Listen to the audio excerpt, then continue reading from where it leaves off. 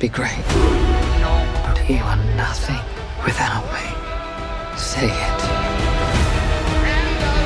I believe I speak for all of us. We will all sleep again without this vermin.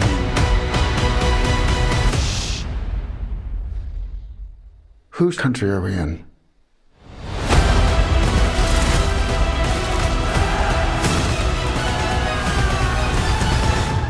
Mine.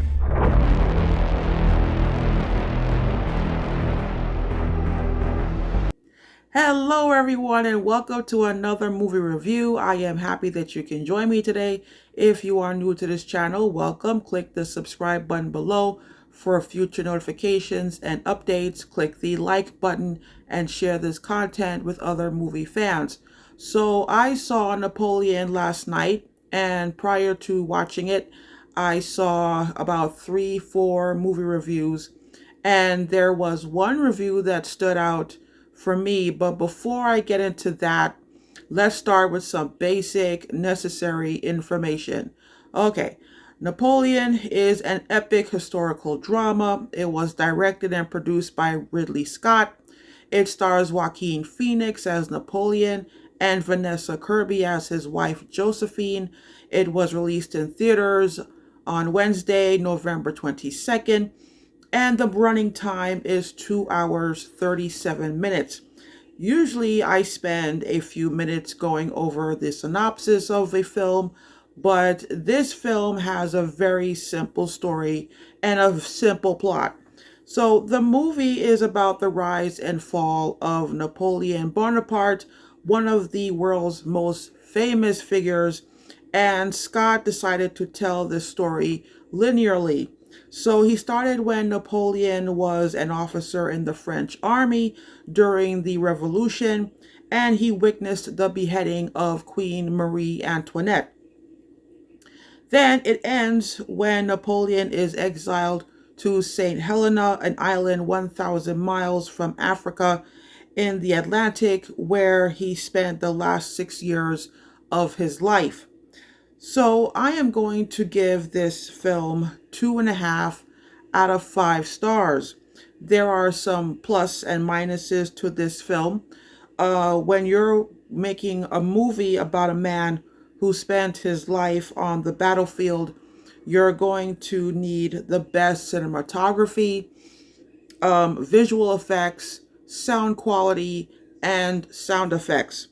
And this movie nails it on all 4 elements. The battle scenes are bloody, gory, disturbing, loud, and frightening. If you had fun watching the battle scenes, Ridley Scott did not do his job. It's just not fun. There is a scene where he goes to war with the Russian Tsar, and the Tsar puts an entire abandoned city on fire, and Napoleon watches and says he would rather put a city on fire than negotiate with me. That is a frightening scene to watch because those 4 elements really came together. And then another example, there is the art direction and the costume design. That was on full display, especially in the coronation scene, because Napoleon is so famous, and he's taught in schools. Okay, I learned about him in high school world history class. We all know Napoleon was so short and his ego was so big, he crowned himself Emperor of France, and then he crowned Josephine. There is a famous painting titled The Coronation of Napoleon that was completed by Napoleon's painter, Jacques-Louis David. It is currently hanging in the Louvre, and this painting is 33 feet wide, 20 feet tall, and it looks like Ridley Scott brought that painting to life. The coronation scene looks like a moving painting. So it is the most gorgeous scene in the movie. And you see why Napoleon's story is perfect for a theater-sized screen. I would have loved to see that scene in particular at the IMAX, like make a short movie about the coronation, put it on the IMAX screen, and then whoa, okay. Another plus is the acting. Joaquin Phoenix and Vanessa Kirby, they really brought their A game, and I really don't have any complaints with the acting. So now I get to the minuses. One of the reviews I watched before I saw the film, this critic in particular said that he didn't like the film at all because the movie was a mess filled with random moments and no emotional anchors. His words, not mine. And some of the critics pretty much agree with that sentiment. So I understand what they saw, but no one points out why it looked like a mess. And the movie looks random and messy because of the editing. The editing is a problem. The reason why the audience knows the story is told linearly is because every now and then we see the names of certain characters, also the names of locations and dates in certain scenes. It's the dates that let you know that from one sequence to another, time passed by. In certain spots, a year passed, 3 years passed. The jump in time is quick. And if you're not paying attention, you can easily miss the jumps. So another thing that I have to mention, this particular critic compared Napoleon to Braveheart, and he made the comparison when he was talking about the emotional anchors of the story. But I want to say this.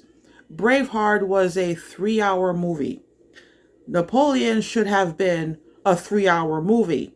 If you added that 23 minutes, okay, onto that film, it may have been a better film.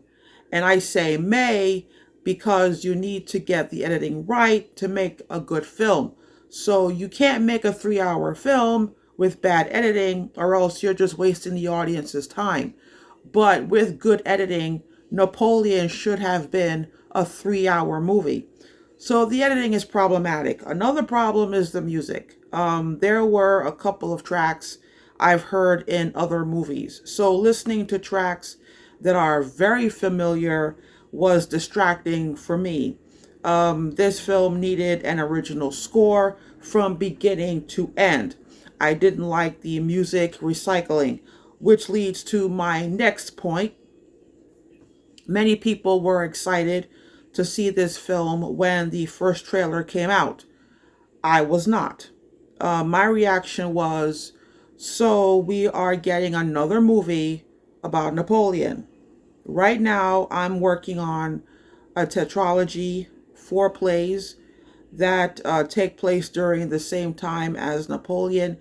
And I don't want to get into details because it is beyond the scope of this movie. But there is a scene in Napoleon that reminded me that there are stories that are ignored and they don't get told on film as often as other stories. There is a scene where Napoleon is talking to his subordinates, and there is a shot of his subordinates listening to him, and there is one black man in the shot. And this man has no lines in the movie. And I'm wondering if that man is Thomas Dumas.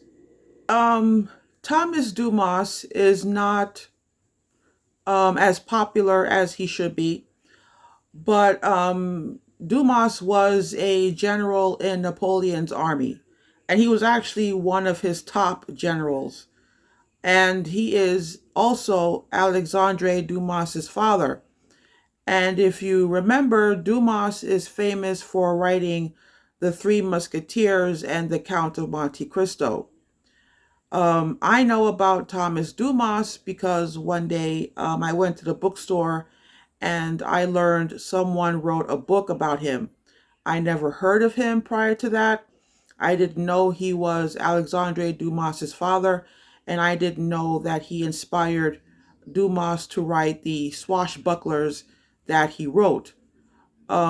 So now I got a list of questions based on that one shot.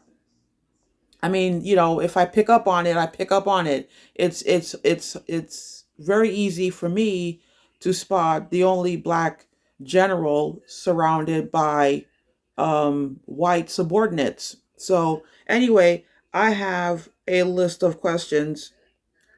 Um, is that Thomas Dumas in the scene? Why doesn't he have lines in the movie? Napoleon wanted to reinstitute slavery in the French Caribbean. Why didn't they mention the Haitian Revolution in the film? Why didn't they mention Napoleon selling the Louisiana Purchase to the United States when Thomas Jefferson was president? Then there is Josephine. Josephine was not the only one in the marriage who was cheating.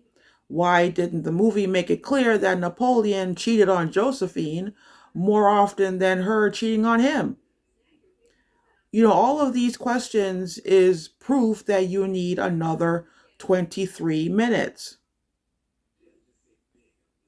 So I'm going to stop here before this movie review gets too long. But yeah, like I had some issues with Napoleon, and like this movie to me failed Joaquin Phoenix. So um, even though I think that Joaquin Phoenix deserves another nomination for this film, he might not get it, but it's okay. Um, he's still one of the greatest actors alive today. And, I still love Joaquin Phoenix, and I always will. So, he's just a great actor, and I've always been a fan of his, and I will continue to be a fan of his. But yeah, like this is one of Ridley Scott's uh okay films. It's not bad, but it's not the one of the best films he has ever made. Far from it. So, as always, thank you for watching, and I will see you next time with another movie review. Take care and have fun at the movies.